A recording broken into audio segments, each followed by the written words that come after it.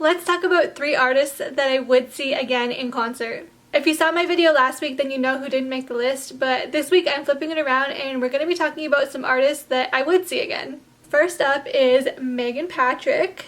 I've seen her twice now. The first time was back in 2020 when she opened up for Old Dominion, and the second time was in 2024 when she opened up for Cole Swindell. And that time I actually got to meet her. She was so sweet and I was just freaking out the whole time. Her music is always on repeat for me and her voice is just unreal. But beyond that, her stage presence is what really stands out. She brings so much energy, gets the crowd hyped, and really owns the stage.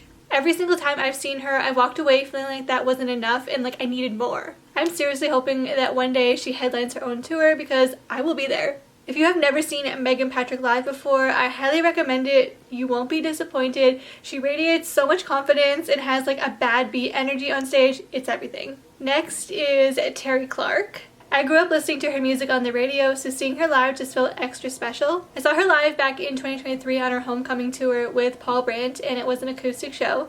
I had such a great time singing along to all the songs that were basically the soundtrack of my childhood. But because it was an acoustic show, it was more of a relaxed, sit-down vibe type of show. But honestly, it was still really amazing. She told so many stories from her life on the road and just like her personal life, and I felt like we really got to know her a little bit better.